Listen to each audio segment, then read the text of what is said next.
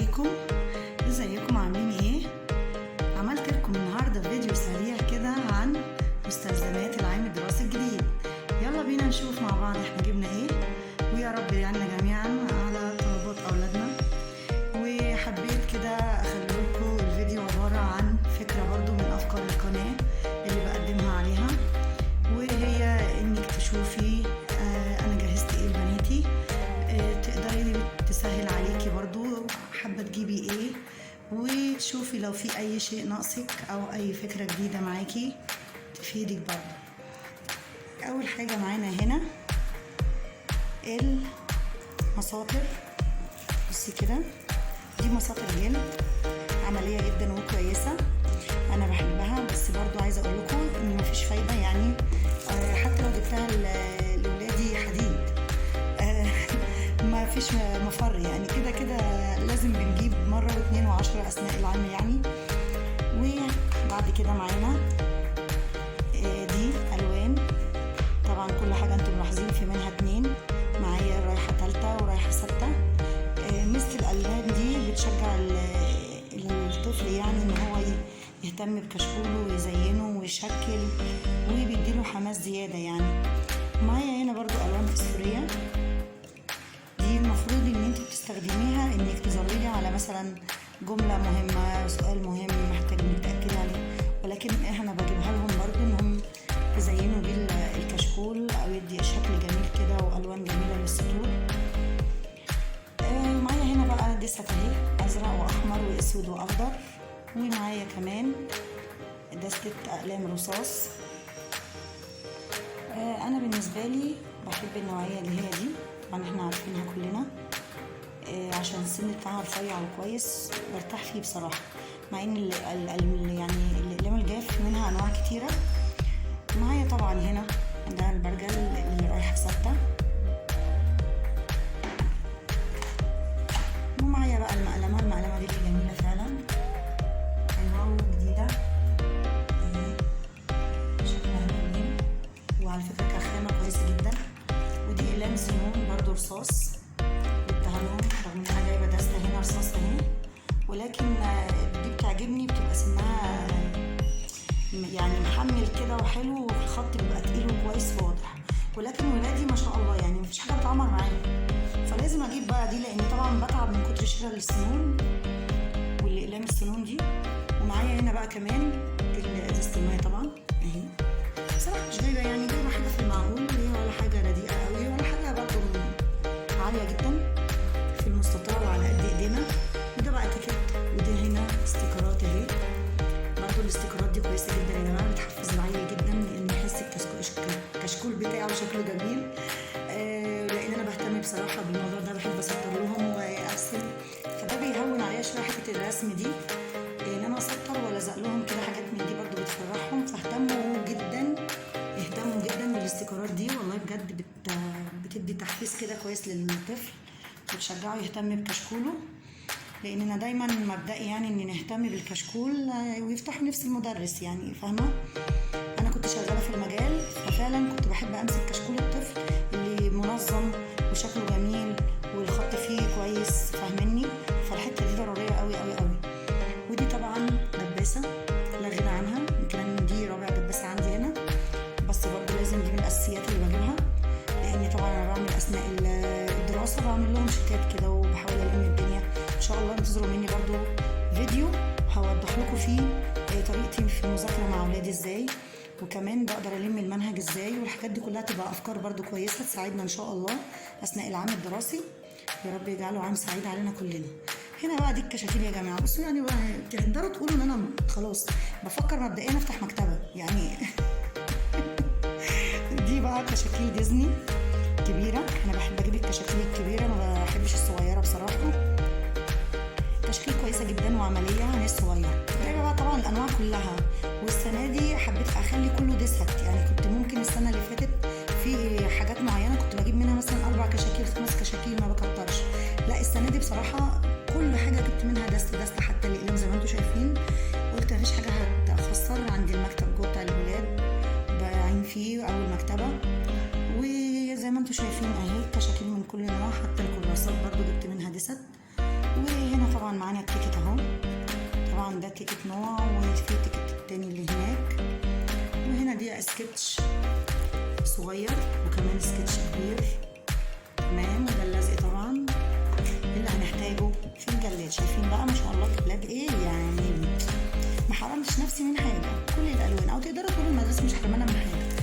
مش عارف الماس ليه لون، والعربي ليه لون، والانجليش لون، والفرنش لون، والالماني حاجات كده، ربنا يعيننا يا رب. حتى الكمبيوتر يعني عايزه اقول لكم كل حاجه بتتجلد معايا هنا، والله بجلد للبنتين. عايزه اقول لكم انا بعاني، بقعد ممكن اسبوع اجلد، عشان كده انا ببدا بدري طبعا. جلاد اهو، بس طبعا مش هقدر افتح لكم اكتر من كده لان هو كتير، بس انا مدخلاه داخل بعضه صراحه. بس هنا بقى يا جماعه دي كشاكيل اهي كبيره، قصدي يا ربي معلش انا متلخبطه، حاجه كتيره. دي كشاكيل كبيره، بس انا ما بجيبش الكشاكيل الكبيره دي غير للدروس بس، لان هو برضه مكلف وسعره عالي، فمش هتقدري ان انت هتحسي الموضوع معاكي عبء، وبعدين كمان هيبقى حمل في الشنطه. انا فكرت فعلا السنه دي ان انا اجيب للمدرسه كشاكيل كبيره، بس رجعت تاني فكرت فيها، قلت لا هيبقى حمل في الشنطه ومكلف يعني ملهوش لازمه، فخلينا في الكشكول اللي هو الديزني ده معقول. وده بجيبه دايما للدروس، بيدي براحه بقى المدرس نفسه انه يشرح لك فيه، وكمان الطفل يقدر يكتب فيه واجبه براحته ويظبطه وكده.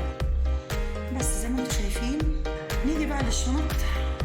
بصوا بقى الشنط بتاعتنا النهارده، يعني الشنط السنه دي بجد هي جميله ولكن عاليه جدا. انا بصراحه جبتها غاليه، يعني الشنطه من دول عامله حوالي 450 جنيه، عاليه جدا بصراحه. انا كنت بجيبها كل سنه يعني ممكن 300 وحاجه، او ممكن ساعات كنت بجيبها ب 280 260، بس عمري ما طلعت لل 400 صراحه. السنه دي جبت 450 الشنطه. شنطه ملك عندي يعني قريبه شويه من العادي، يعني هي شنطه مدرسه، حاساها طبيعيه برضو. بصوا من جوه يعني هي كويسه بصراحه، من جوه خامتها كويسه جدا.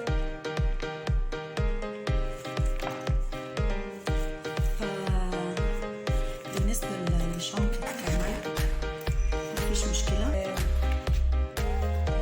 طبعا بعجل اهي من تحت،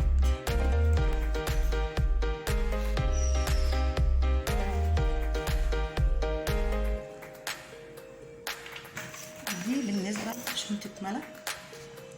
طبعا بنتي جايبه لها عروسه اهي، ميداليه عروسه لون الشنطه ده لازم من الطقوس بتاعتنا، المقلمه بتاعتها لون الشنطه والعروسه الميداليه. تعالوا بقى شنطه جون، بجد انا مش عارفه بنتي دماغها غريبه. بصوا الشنطه اللي طلبتها، انا كنت بصراحه متردده وانا بشتريها، بقول يعني ازاي دي شنطه مدرسه انت متاكد؟ قال لي يا مدام دي فعلا شنطه مدرسه نازله جديده السنه دي، بس والله هي مايله اكتر انها شنطه سفر، يعني دي شنطه سفر، مش حاساها شنطه مدرسه خالص.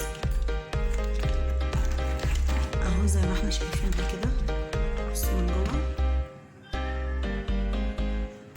يعني. بس برضو انا بصراحه ما برضاش ازعل ولادي في حته انهم يختاروا الشنط على ذوقهم، ولكن بقى يعني هو اختيارهم فهم حرين. بس وده معانا الفيديو بتاعنا النهارده زي ما انتم شايفين كده، بيتكلم عن ادوات المدرسه. ربنا يعيننا جميعا يا رب، وادعوا لي ان ولادي يحافظوا على الحاجه، لان بجد المنظر ده انا بشوف كده جديد مع اول يوم دراسي، حول الله يا رب بيتبهدل اماله. يعني الاقلام دي بتجيني كل قلم مخاصم التاني في الشنطه، يعني الحال كله غريب. انا ممكن اثناء العام ده ممكن الازازه دي بجيبها حوالي 4-5 مرات، المقلمه دي ممكن تتكرر برضو اثناء الترم ب10 مرات، الاقلام الالوان كذلك. يعني ربنا يهديهم يا رب، واكيد مش حالي لوحدي، ده حال كل الامهات. يلا بقى اكتبوا لنا في الكومنتات لو الفيديو عجبكم، وربنا يجعله عام دراسي علينا سعيد يا رب، ويبعد عننا اي حاجه وحشه، ويبعد عننا الامراض، ويا رب يكون عام كامل بدون اي نقصان، لان بجد ولادنا المتضرره في النهايه. فيكون هي دعوه واحده على لساننا ان ربنا يا رب يكملها على خير، ويبدا العام وينتهي على خير، وربنا يحفظ ولادنا يا رب ويبارك فيهم يا رب. اكون افدتكم في الفيديو، واعتبروه زي ما قلت لكم فكره بسيطه كده عن المستلزمات الدراسيه الشخصيه لولادنا، ربنا يبارك فيهم ويحفظهم.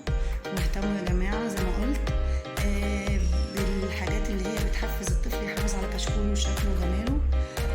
ويا رب يكرمنا جميعا، اللهم امين، ويكون عام مريح، لاني انا هذاكر وولادي هيذاكروا، لان انا بكمل صراحه تعليم مفتوح، فطبعا بتبقى معاناه. ربنا يا رب معانا ويعيننا كلنا. ويلا بقى باي باي، وانتظروني في الفيديو الجديد ان شاء الله وانا بجلد، وهوريكم افكاري في الكشكول. وكمان برضو ان شاء الله هعمل لكم فيديو عن افكارك مع مذاكرتك مع اولادك، تقدري تلمي المنهج ازاي، تقدري تعملي لهم شتات انت بايدك ازاي في البيت. كله طبعا بيرجع ليكي ولمتابعتك الجيده لاولادك. حافظي على مستوى اولادك، وربنا يا رب يعيننا ويقدرنا جميعا. لاني انا ذات نفسي والله بدات اثر، حاسه ان انا بدات اثر، بس طبعا عارف الحياه، فربنا معانا كلنا يا رب. ويا رب ما كنت طولت عليكم، وانتظروني ان شاء الله في فيديو جديد، والسلام عليكم ورحمه الله.